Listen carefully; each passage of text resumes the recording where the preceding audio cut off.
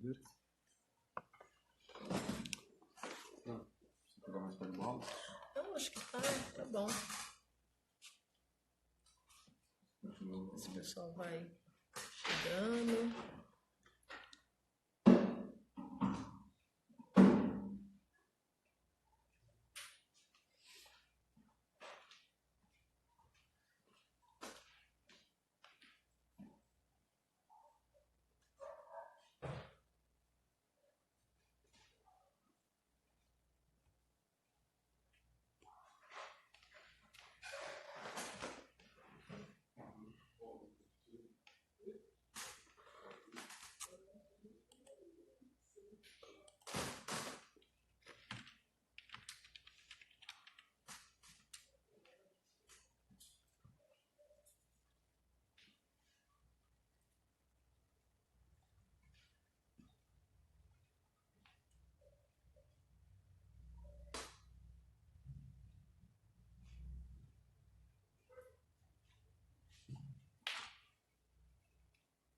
Fica aceso, né?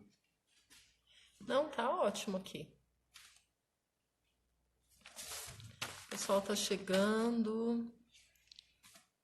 Tudo bem? Almeida, Tiago, Davi, Maria Celina. Vamos esperar a nossa convidada entrar. Lígia Zottini hoje. A tia Andrea, boa noite. Deixa eu só esperar a Lígia chegar.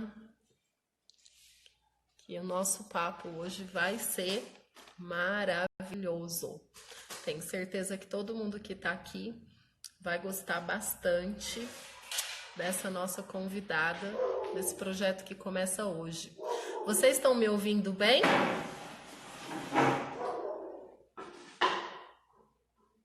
Oi, Tereza.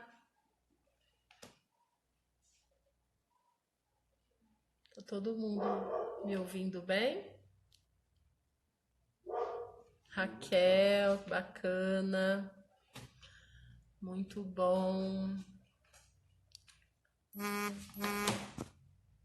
A Lígia deve estar chegando para a gente bater esse papo aqui. Professores que inspiram é o nosso tema. E aí a nossa convidada hoje é a Lígia Zottini. Quem não conhece ela, depois procura lá Voicers e deixa ela entrar para eu apresentar ela.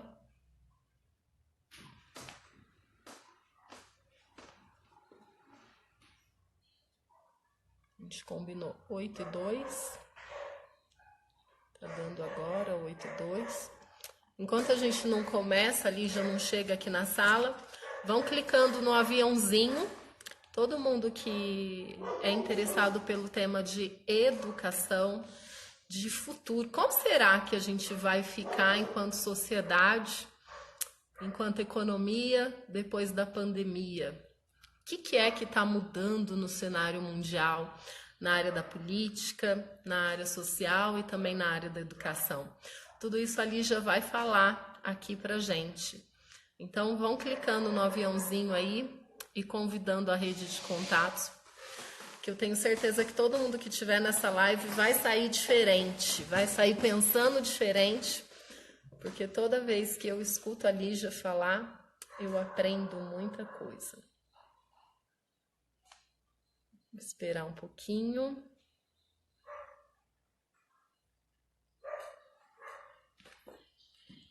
Tem um monte de gente colocando coraçãozinho, que legal. A gente ama coraçãozinho.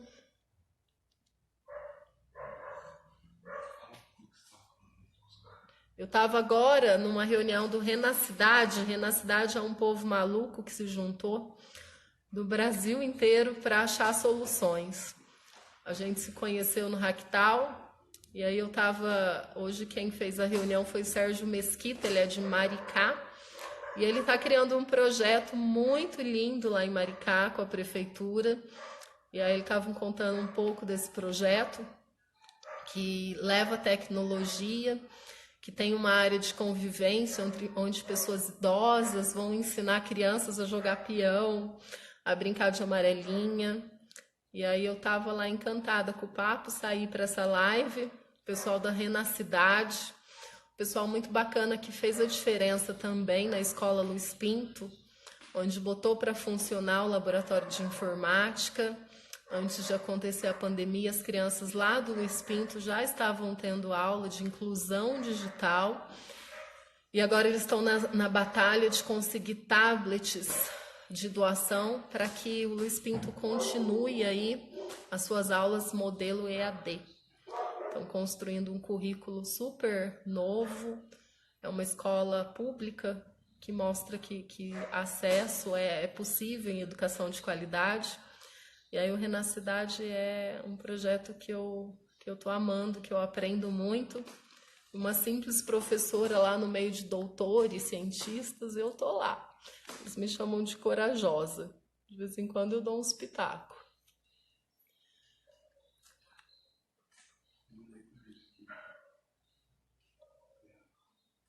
Deixa eu ver se ali já entra.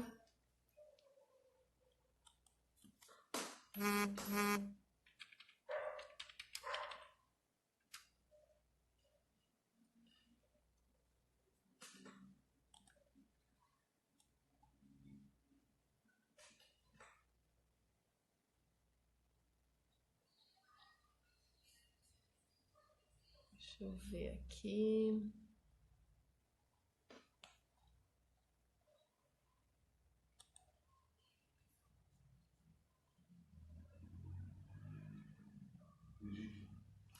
Ali já entrou. Maravilha. Convidei ela, vamos ver se carrega aí. Olá! Maravilha! Que ótimo! Consegui. Seja bem-vinda. Deixa eu pegar A mulher uma das, posição boa para a gente ficar pertinho. a mulher das lives hoje. Hoje foi um Cadê aquele óculos? Menina, eu achei que ficou meio baixinha a minha fala.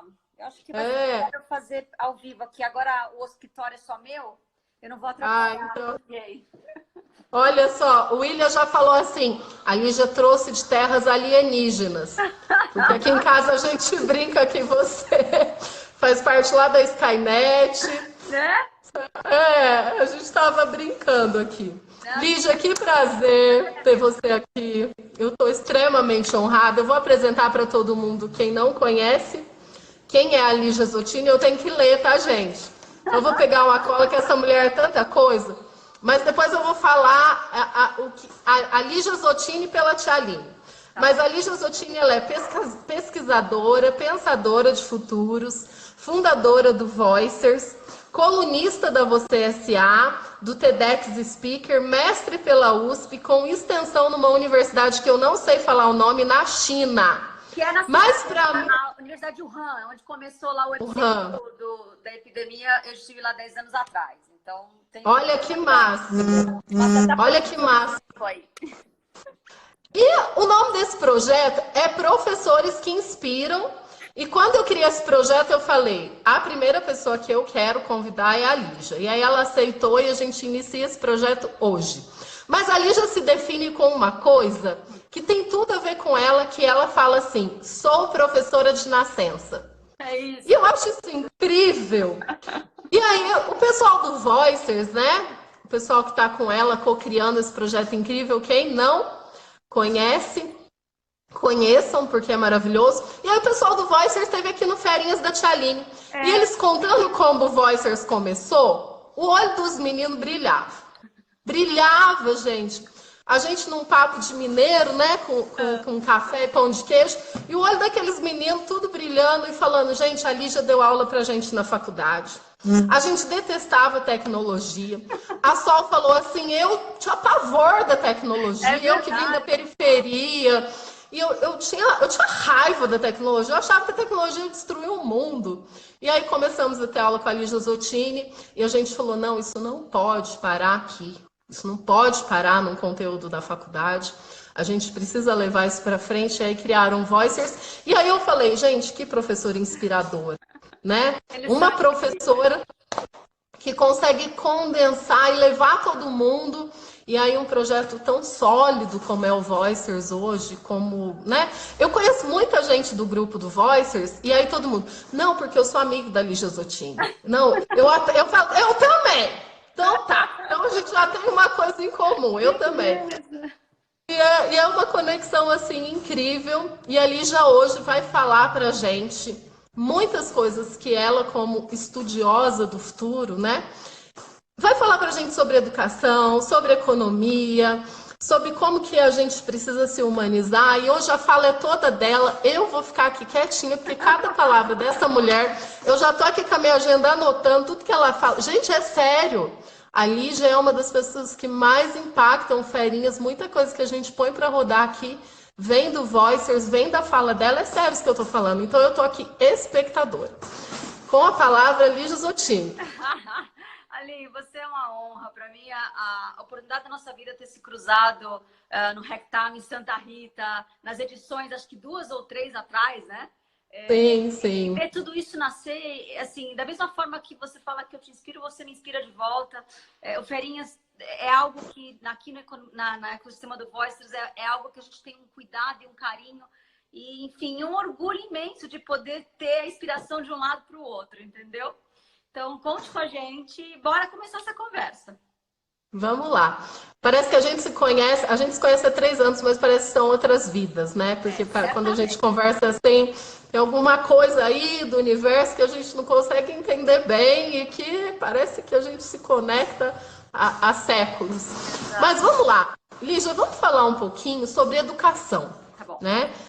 Eu registrei uma fala sua que a sua mãe foi uma formadora de humanos. O que esse impacto da sua infância traz hoje? Porque você fala muito de ancestralidade, e que eu gosto demais, eu acho isso fantástico. E futuro, né? Tecnomagia, tecnologia, quando a gente mistura tudo. O que essa formação da sua mãe como formadora de humanos traz na Lígia educadora hoje e traz para a educação atual nessa crise? Eu chamo de corona crise que a gente está vivendo. Maravilhoso. Ali, eu fico muito feliz e comovida você trazer a minha mãe aqui na primeira pergunta. Eu acho que a minha mãe é ela é uma dos humanos que eu mais vejo cuidar de gente, sabe? Ela é educadora há mais de 40 anos. E eu acho que desse lugar de educadora de crianças, né? Porque ela é professora, ela teve uma escola infantil por 30 anos e agora ela é professora da rede aqui em São Paulo, de uma das cidades aqui do Grande ABC. E é uma pessoa que tem muito amor e tem muita paixão e tem muita força e tem muito exemplo, sabe? E eu acho que passaram seguramente pela minha mãe mais de 2.000 crianças na vida dela, entendeu? Então, assim, acho que uma pessoa que teve a capacidade, de alguma forma, com missão de vida, tocar a vida de crianças tão pequenininhas, né? A gente fala que o primeiro setênio, que é da barriga da mamãe até os 7 anos, é onde você forma o ser humano, entendeu? Aí dos 7 aos 14 você dá aquele ajuste, e a partir dos 14, se não for direitinho formado, vai ter que fazer bastante terapia para ajustar depois dos 14, entendeu? Então, eu acho que a minha mãe, nesse macro, né, como educadora, ela tocou a vida de muitas pessoas. E eu tive a honra de ser a primeira criança, porque ela me teve com 22 anos. Ela ainda não era professora nessa época. E os 4 primeiros anos e meio da minha vida, fomos eu e ela, entendeu?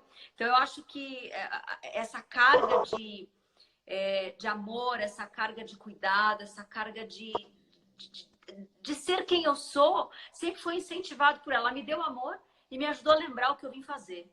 Eu acho que é isso que eu trago da minha mãe, entendeu? Que eu vou reproduzir na minha filhinha, né? Eu tô grávida, vocês devem estar sabendo. E que eu reproduzo em tudo que eu faço. Eu posso entregar o amor e eu posso ajudar as pessoas a lembrarem o que elas vieram fazer. Eu acho que é um pouco do que eu faço também na vida. Que lindo, que lindo. Eu parece que eu já conheço a sua mãe, de tanto ouvir falar dela. Precisa levar ela para Santa Rita. Isso aí. Isso aí. E aí eu volto para uma frase que você me mandou, que a crise é uma oportunidade terrível a se perder, né? Como que o coronavírus está mudando o nosso mundo e o que você vê de mudança para a educação. Eu acho que essa frase foi inspirada pelo Jared, é um futurista europeu. A gente até soltou a curadoria inteira hoje pelo Voice. Acabei de postar lá no meu perfil, tem o link na bio. O que a gente sabe dessa história toda por hora, né? Eu soltei também algumas reflexões sobre essa crise. Também tá lá no meu highlight. Se vocês entrarem o primeirão lá, que tá hard, soft, tá um pouco de tudo que eu tô pensando, mas essa do Jared, eu acredito que a gente está na 3ª semana oficial aqui no Brasil, experimentando esse novo mundo, né? Pelas nossas janelas digitais, porque a gente ainda não pôde sair em massa para todos os lugares, para todas as casas, para ver o que realmente mudou. Mas que o mundo mudou é um fato, né? E eu acho que a gente está acelerado na curva do digital, do usar o digital, tanto que ontem caiu parte aqui dos Instagrams, dos WhatsApps, de tanta live.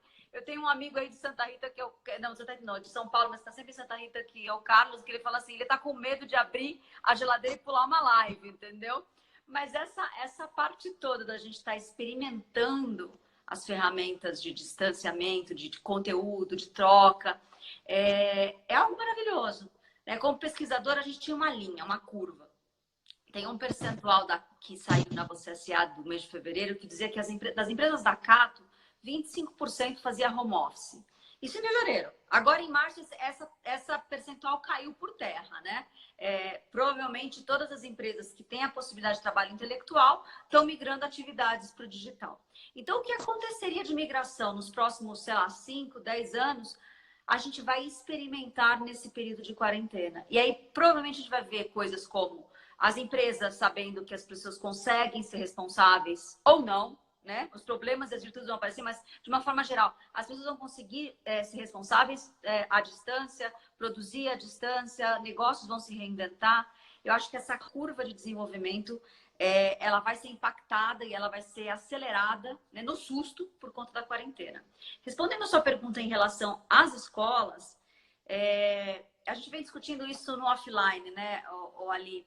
Tem muita coisa que a escola está atrasada. Se as empresas só 25% estavam migradas por esse tipo de tecnologia à distância, as escolas não estavam, né? Mesmo as escolas mais tecnológicas, eu tive minha sobrinha aí numa super escola tecnológica, ela tinha iPad, não sei o quê, e no final das contas era para receber algumas lições em casa, não era aula à distância, não era o que a gente está vivendo agora, não é o que você faz no Ferinhas, que bota suas crianças ali e conta uma história, você se veste, então tem você no físico utilizando o espaço digital, né? Eu acho que a gente está experimentando, tem todos os tipos de desafios, os professores não estão preparados, é muito difícil manter uma criança sentada na frente de uma câmera 4 horas, entendeu? Eu acho que tem todo esse lugar dos pais não estarem preparados para serem os tutores das suas crianças. A gente tem muita discussão para fazer, mas eu vou deixar você me perguntar mais. Tá, vamos lá. Essa questão da tecnologia, né? Quando você fala assim, Aline, a tecnologia é neutra. A gente tem que pensar no humano. E aí você tem a experiência das suas sobrinhas, que saíram de uma escola tecnológica e foram para uma outdoor. Sim. O que você traz disso, né? Essa questão da gente se humanizar, mas ao mesmo tempo tendo que usar a tecnologia. Não sei se eu expliquei bem. Eu acho que sim. Vamos ver se eu consegui capturar. Existe algo, principalmente para os pais que são muito imersos e trabalham e têm acesso à tecnologia. E as crianças, de alguma forma, já acessam isso, né? A gente tem que tomar um certo cuidado. Tem aí umas orientações da OMS que não tenha telas para as crianças até 1 ano e 8 meses, né? A não ser telas que você possa interagir. Ou seja, as carinhas com as famílias via celular pode. A gente não pode largar uma criança de menor de 1 ano e 8 meses sozinha nessas telinhas, mas de uma forma geral, a gente tem esse desafio de... Elas já são, o software já vem pronto para elas conectarem, né? Eu tenho aqui minha sobrinha de 15, um sobrinho de 6, um de 2, uma chegando, e a gente faz uma série de experiências com eles em óculos de realidade imersiva. Eles conseguem capturar com sinapses muito mais rápidas do que, de repente, quando eu vejo eu colocando meu pai, na minha mãe, nos meus avós, entendeu? Mas desde os textos que a gente vê pela internet, o pessoal do Vale do Silício coloca crianças em escolas que o celular é proibido. Eu não gosto desse negócio que parece que o celular faz mal, né? O celular sem tutoria, ele provavelmente vai ser um grande consumidor do tempo da criança. O celular com tutoria, ele é mais uma ferramenta. Essas escolas que o Vale do Silício está falando, é as escolas que a gente, enquanto família, resolveu migrar, né? Migramos as crianças das escolas tecnológicas para uma escola de pedagogia outdoor, que você falou. No caso, é uma pedagogia Waldorf. Essas escolas não é que elas proíbem o celular. É que elas entendem que o celular já faz parte da vida da criança no período que ela não está ali. E para você desenvolver um ser humano de uma forma mais completa, principalmente o primeiro setênio, não tem a imposição ali da loucura que é você, desde botar ele numa máquina até colocar ele para uma alfabetização precoce, né? Essa pedagogia acha que a criança só pode ser alfabetizada depois dos 7 anos, quando os dentinhos principais caíram, e é quando ele se desconecta da mãe, né? E ele começa o setênio de conexão com a figura paterna, né? Com a figura masculina. E aí, desse lugar, eles brincam muito, eles fazem muitas coisas para que o hemisfério norte, sul, não, esquerdo e direito do cérebro possam ser ativados, entendeu?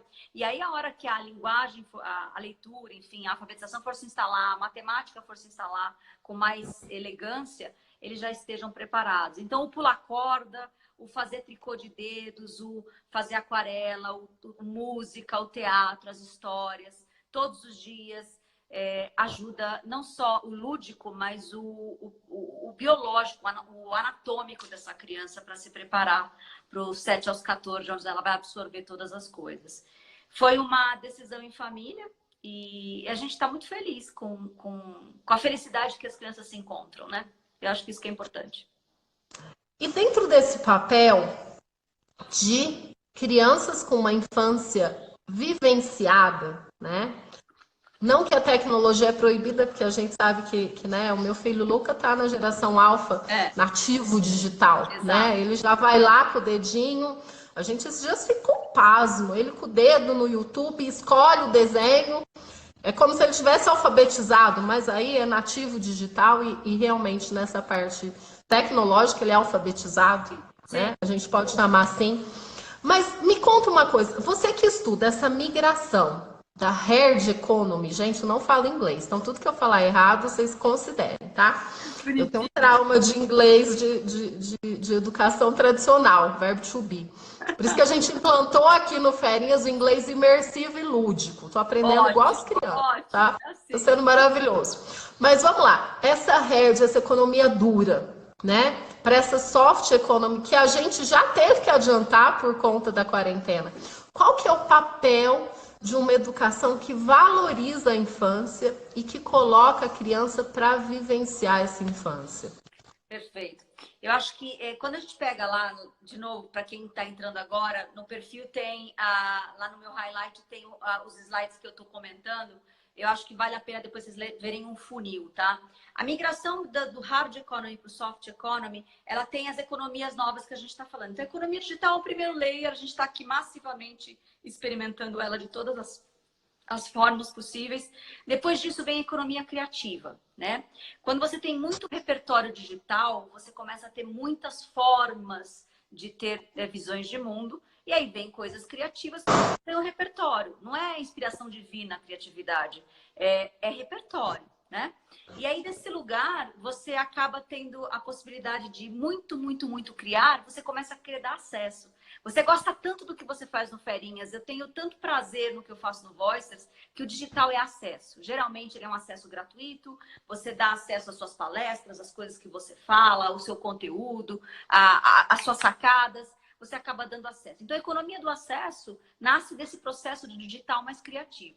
Depois que eu dou um monte de acesso ao meu melhor, recebo o seu melhor de volta, o que acaba acontecendo? A gente tem o layer que a gente chama de economia compartilhada, economia circular. Eu começo a entender que eu não preciso ter tudo. né? Eu preciso fazer a coisa circular. Eu começo a olhar para os meus excessos, seja como empresa, seja como pessoa.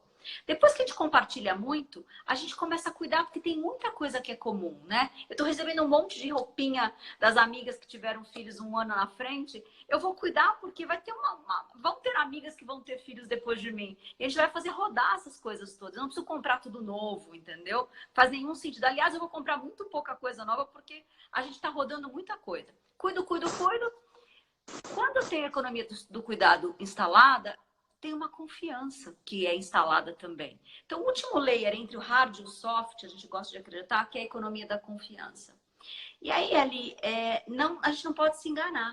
A característica das economias é a mesma característica das pessoas. Não tem economia digital se a pessoa não é digital. Por isso que a gente está crescendo a economia digital agora. As pessoas estão tendo que experimentar não só a brincadeira do Facebook ou de uma mídia social. Você tem que trabalhar pelo digital, vender pelo digital, informar pelo digital. Não existe economia criativa sem criativos. Não existe, e aí pulando todas, não existe economia da confiança sem pessoas confiáveis e confiantes. Eu acho que é desse lugar, sabe? Que a gente precisa começar a repensar esses caminhos de hard para o soft. Não existe economia sutil se as pessoas não forem sutis. E aí, a característica tem a ver com a sua vontade de se auto-expandir, de se autoconhecer, enfim, explorar novos horizontes, entendeu? É uma responsabilidade pessoal, né? À medida que você vai se preparando, você vai trabalhando tudo isso. E aí você vai compondo as próximas economias. Quanto mais você for fazer coisas relacionadas a esse tipo de característica, mais no futuro você vai estar mesmo estando no presente, entendeu? Você vai ser pessoas que vão capturando antes. E aí, como a gente preparar? Porque se hoje tá assim, né? A gente pode dizer que enquanto sociedade a gente tem visto isso, né? Você falou da monotopia, pessoas tomando posicionamentos e dizendo assim, não, a escola está errada, a família está errada, e se posicionando. Então, a gente, enquanto sociedade, a gente não estava preparado para tudo isso, né? A gente tá tendo que limpar esses excessos, se autoconhecer meio que na marra, porque a gente está vendo aí muitas pessoas surtarem. E a gente acha engraçado receber. Eu participo de grupos de professores e aí tem vários memes. Gente, são coisas muito engraçadas. De bem feito para os pais, porque agora eles estão suportando. E aí a gente faz piada, mas na verdade isso não é nada engraçado. Não. Isso mostra uma sociedade completamente despreparada. Mas como não errar? Como se preparar? Porque você que estuda futuro, conta pra gente como é que vai ser esse futuro que você estuda. Como é que esse blockchain, essa economia compartilhada, essa economia criativa vai chegar na sua filhinha que vai nascer, no meu filho, né? Nos meus 3, gente, para quem não sabe, eu sou mãe de 3 aqui. Lindo. Então, como que a gente pode preparar essa geração enquanto educação para que quando tudo isso for realmente algo mais sólido, que a inteligência artificial está tomando um espaço inacreditável que na minha geração. Você estava contando 1995, quando você ganhou o primeiro computador. E eu me lembro disso, né? Então a gente viveu tudo isso. Os nossos filhos já nascem nisso. Como é que a gente pode preparar a educação? Enquanto professores, o que a gente precisa fazer de diferente? Bom, porque... Tá. Vamos lá. Eu gosto muito de fazer uma provocação nessa linha ali, que as pessoas me perguntam muito qual é o futuro da educação, né?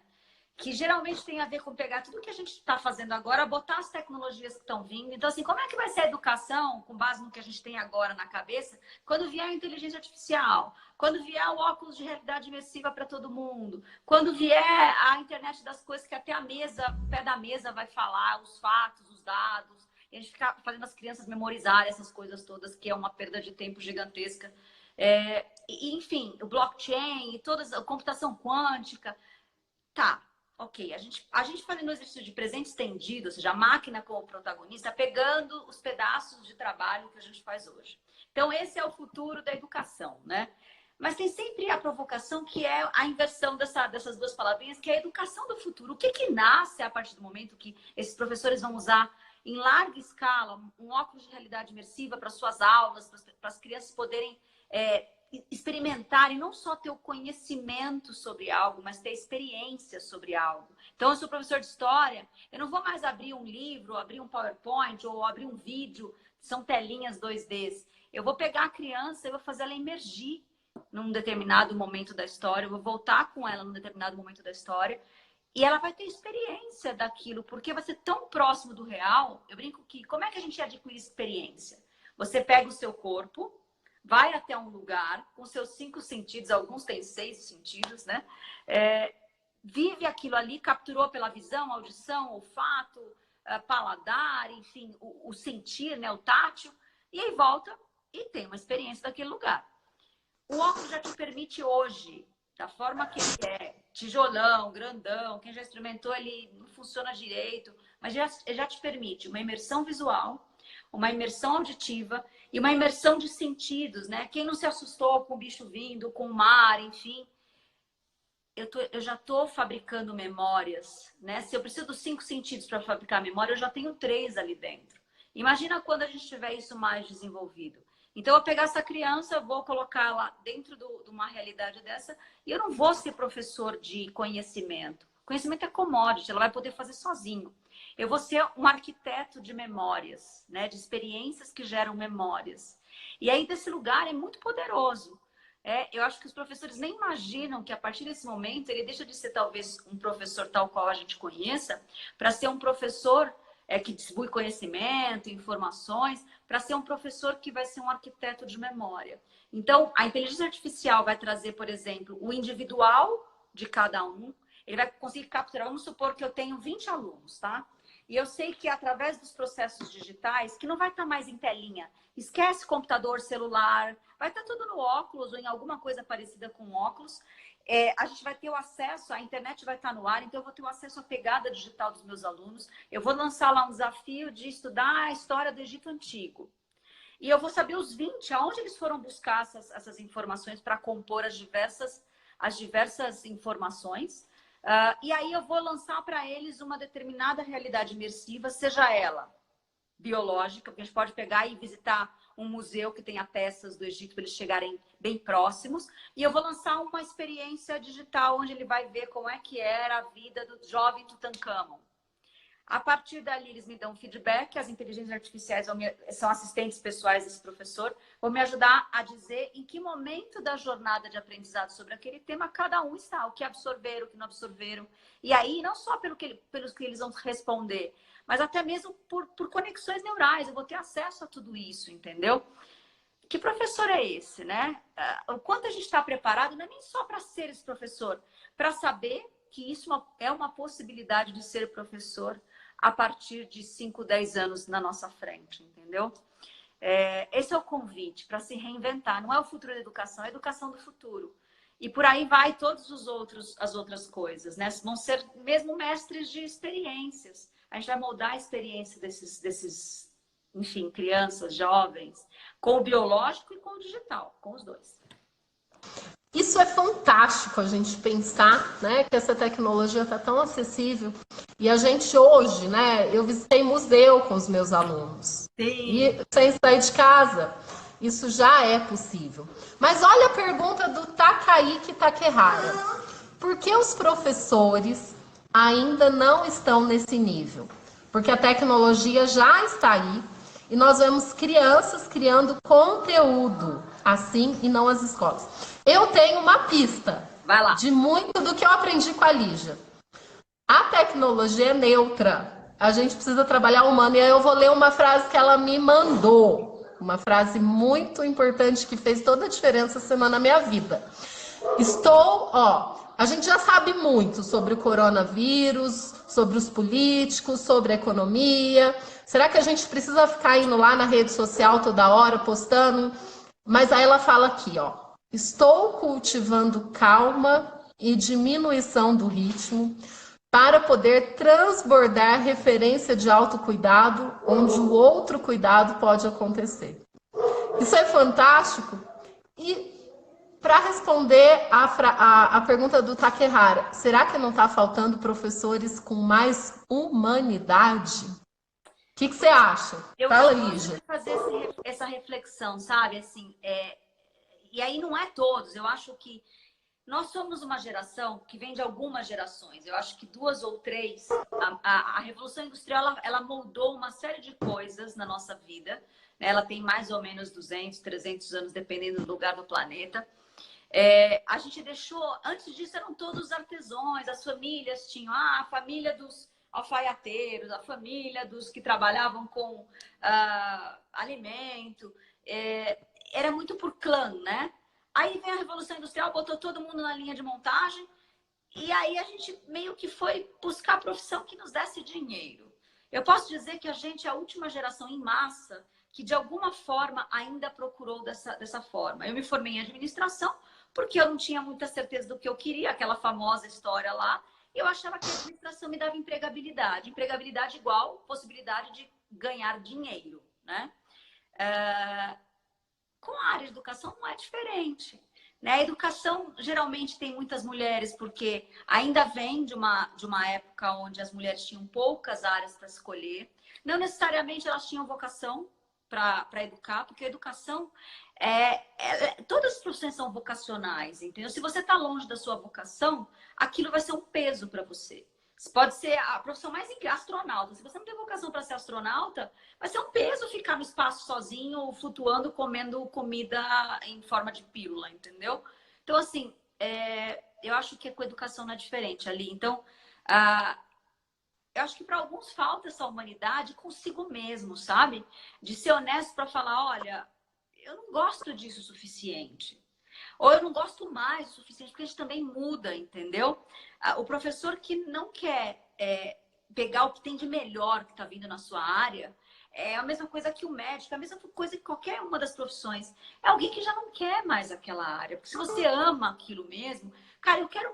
Minha mãe, ela não é a pessoa mais digital da face da Terra.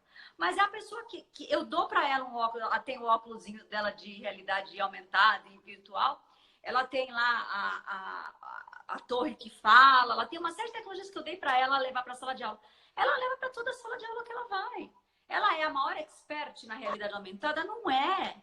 Tem horas que ela nem consegue entrar direito no aplicativo, os alunos ajudam, mas ela dá acesso, ela recebe acesso e ela não represa, porque ela ama a sala de aula. Da mesma forma que ela faz as coisas no mundo físico de forma encantadora, a hora que caiu um óculos de realidade imersiva na mão dela, ela foi uma das primeiras professoras a levar para a sala de aula, mesmo não sendo expert na tecnologia.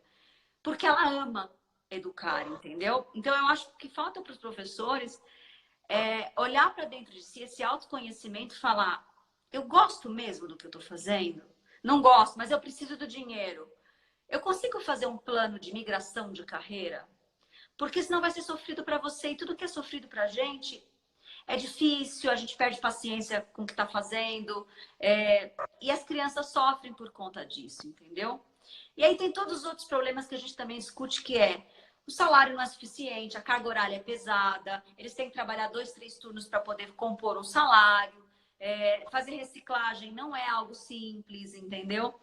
E é uma geração que não é de nativos. A maioria dos professores, principalmente professores de rede pública, né, são professoras mais não tão nativas digitais. E aí fica tudo muito desafiador, entendeu? Para ter esse melhor dos dois mundos, sabe? E tem a questão dos próprios pais, né? Eu gosto de falar que muitas vezes a escola, ela é a relação fornecedor-consumidor. A gente, enquanto consumidor, porque a gente vem dessa geração da Lígia, que tinha que estudar, fazer a melhor faculdade para sobreviver no mundo capitalista de consumo, para a gente ter sucesso, né? O sucesso da nossa geração era ter dinheiro, era ter uma carreira com status. É isso aí que a gente viveu. E aí a gente tem filho, a gente vai procurar a escola de uma forma totalmente inconsciente, tá? A gente vai procurar uma escola que passa em vestibular. Aquela escola que dá teste vestibulinho. Gente, eu fico chocada. Criança de 7 anos fazendo... Não, porque aqui nessa escola o nosso valor é alto, mas é porque a gente já começa a aplicar testes para trabalhar as crianças pro Enem. Meu Deus, eu acho isso uma tristeza. Eu choro, é sério. Eu choro, me dá assim, uma dor. Mas isso vem dessa relação fornecedor e cliente, porque a escola quer estar à altura disso e ela vai buscando ali nas coisas. E aí tá aí um sistema extremamente conteudista. Se a gente vai, se os nossos filhos daqui a 5 anos vão viver a internet das coisas, que o pé da mesa, como a Lígia costuma dizer, vai dar estatística e dizer tudo mais, que a gente faz as crianças hoje passar 4 horas decorando. A gente na escola faz semana de prova. E o que é a prova? Se você pegar as provas do seu filho e pegar as suas. A minha mãe guarda minhas provas até hoje. Eu fiz essa comparação, tá, gente? É a mesma coisa. É a mesma coisa. E agora, EAD, o que os professores dessa geração estão fazendo? Digita a prova no Word, manda por e-mail ou pelo WhatsApp. E a escola diz assim, tecnologia EAD. Então, a gente tem que repensar todas essas camadas, não é, Lígia? Precisa, ali. Eu tô rindo de desespero, entendeu? Eu nunca fui uma pessoa que eu me encanava nessas coisas, sabe? De ter que memorizar, enfim. Quando eu estudava. Quando a minha sobrinha começou a crescer, que eu vi o sofrimento dela, porque ela queria tirar uma nota 10, porque para ela era importante aquele. Eu falava, Clara, tirar uma nota 10 é quase um desserviço para você mesmo, porque você vai ter que memorizar tanta coisa que depois você vai esquecer, né? Então, assim, tenta acalmar esse coração aí, né? Se dedica muito naquilo que você gosta, né? Uma pessoa artística, uma pessoa filosófica. E se destaca nisso porque você vai gostar. Aquela outra, dá uma ajuda. Pede, estuda junto com um amigo que saiba, entendeu? E fica feliz se você passar, tirar nota que passe na média, né? Para não ter que depois passar por trabalhos desnecessários. Então, assim, eu fico muito triste dos pais ainda não terem esse autoconhecimento, esse autocuidado para o outro cuidado, que no caso é o filho diretamente, né? A gente fica imaginando como é que eles vão competir no mercado de trabalho. E achando que o mercado de trabalho vai ser parecido com o mercado que a gente encarou. Pensa assim que, historicamente, as escolas, né, principalmente as faculdades, elas respondiam a uma demanda do mercado, tá? Então, as indústrias iam lá, precisa de engenheiro, precisa de médico, daquilo, basicamente, eles iam lá e 5 anos antes preparavam essa força de trabalho.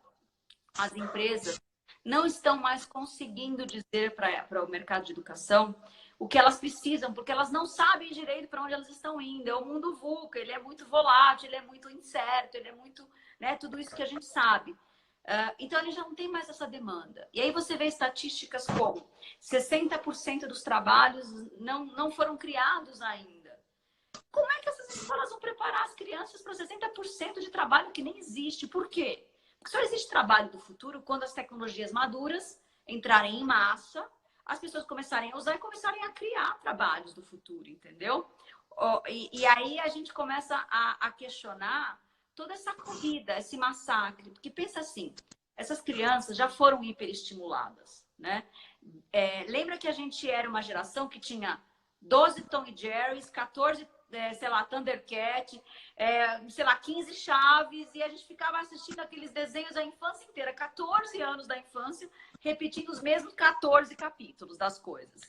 As crianças têm não sei quantas milhões de versões, né, digital, daquilo que elas gostam. Só de um. Meu sobrinho amava o Thomas e os amigos. Eu nunca vi tanto trem amigo do Thomas na minha vida. Aparece vídeo de um monte de gente fazendo história sobre aquilo. Ele tinha um monte de conteúdo com 5 anos de idade. Essas crianças, elas já têm muito acesso, elas já sabem disso. A minha sobrinha, depois, ela falava assim, eu quero aprender a me maquiar. Aí minha mãe, na melhor das hipóteses dela, pegou ela, foi para o centro da cidade de São Bernardo, que é onde ela morava, e foi levar ela na melhor cabeleireira que ela conhecia para ensinar minha sobrinha a se maquiar. Minha sobrinha olhou, ficou lá 1 hora, saiu de lá e falou, vó, obrigada. Mas eu vou continuar seguindo as influencers que faz a maquiagem da França, da Nova York, não sei de onde. E assim ela aprendeu. Então, assim, quem são essas crianças que a gente já dá para ela na vida pessoal um hiper acesso e ela tem que sentar todos os dias, pelo menos por 4 a 6 horas, numa sala de aula, onde ela é tolhida da tecnologia, do acesso ao conteúdo.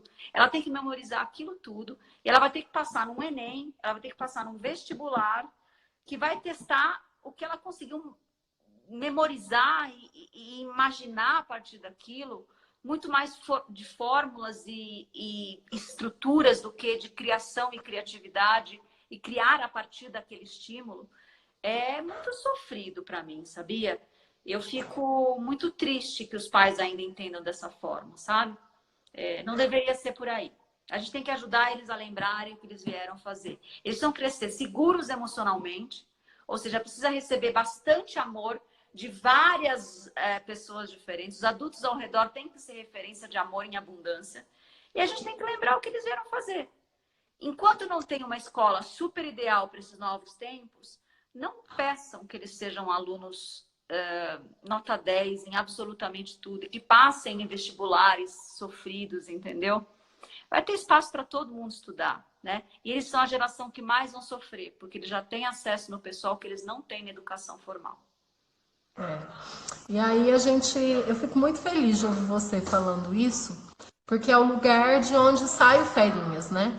A gente é educação no contraturno que trabalha habilidades do futuro. E quando eu te falo habilidades do futuro, não são cognitivas, não são especificidades da tecnologia, porque a gente não sabe o que vai vir. De verdade, nem a Lígia, que é estudante do futuro, estudiosa do futuro, não sabe ainda, né? A gente faz projeções, estava vendo o Harari, muito interessante tudo que ele fala de futuro, mas a gente não tem ainda exatamente qual vai ser esse 60% dessas profissões que ainda não existem. Então a gente precisa preparar as crianças com habilidades do futuro que são criatividade, empatia, autoconhecimento, porque numa situação de corona crise, o que faltou muito é o autoconhecimento, é o quanto eu consigo me manter com uma sanidade mental num cenário econômico que eu não sei o que vai dar, que eu não sei como vai ser, eu não sei quando as escolas vão voltar, eu tô com meu filho aqui tendo que inventar home office, porque nunca me ensinaram, a empresa nunca me deixou usar o WhatsApp no trabalho, e agora eles estão mandando eu fazer tudo pela internet, então a gente teve que se reinventar. E qual habilidade que a gente tem que usar agora, trancado dentro de casa? Habilidades de autoconhecimento. É isso. As habilidades emocionais, não é? É isso. Quando a gente pensa em educação do futuro, é isso. Soft skills vai se tornar essential skills, a gente chama. Não vai ser mais aqueles skills, aquelas habilidades de segunda necessidade, ou seja, de necessidade mais de suporte, que a gente chama de soft skills. A gente vai chamar de habilidades essenciais, né? E eu acho que a gente está todo mundo entendendo que essa organização fabril dos nossos dias, por que 8 horas por dia? Uma travadinha. Tá voltando.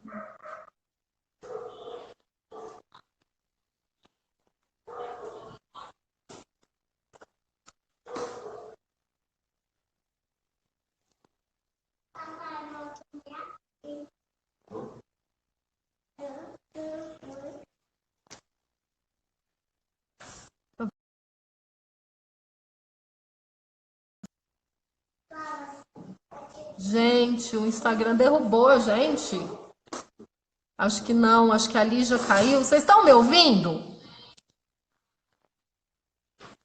Tá quase dando 1 hora de live. Tá travando.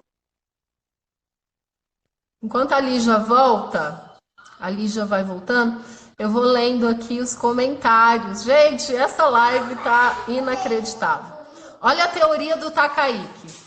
Eu tenho uma teoria que prova serve para avaliar o professor, não o aluno. Estudar para a prova é trapacear nessa avaliação e aliviar a barra do professor. Totalmente interessante essa sua teoria, né? Ela se comprova, porque a prova, ela precisa, os métodos de avaliação, eles precisam evoluir, né?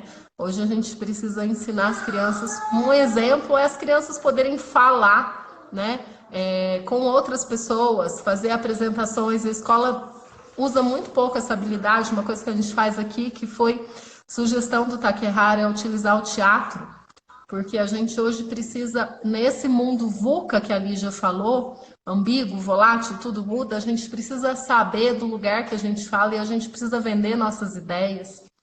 E uma coisa que a escola não faz por não ter prova, a prova ser totalmente escrita, né? A gente precisa ensinar as crianças a se comunicar. Hoje a comunicação ela é fundamental. A Cíntia Carvalho disse assim: os professores que estão engajados com a tecnologia conseguem se aproximar e prender a atenção dos jovens. Também acho, tá vindo aí para comprovar. A Fabiana falando que tem muito orgulho de um trabalho feito por ela a partir de uma maquete padrão, mas na hora de apresentar, né, ela não falou apenas algo que estava nos livros, pesquisou e apresentou da sua maneira. E é isso aí, gente. Que bacana. A Lígia acho que está com algum problema lá de conexão. A Raquel também falando, né, que tem pais que adoram esse sistema. O Ralph tá aí. Ralph, eu sou sua fã. Fiquei muito feliz de ver você aí na live. Se você ainda tiver, dá um oi. E tem muita gente bacana. E a Lígia tá com algum problema de conexão. Eu vou encerrar porque daqui a pouco dá 1 hora de live e o Instagram derruba a gente. Agradecer, deixa eu ver se a Lígia voltou. Voltou.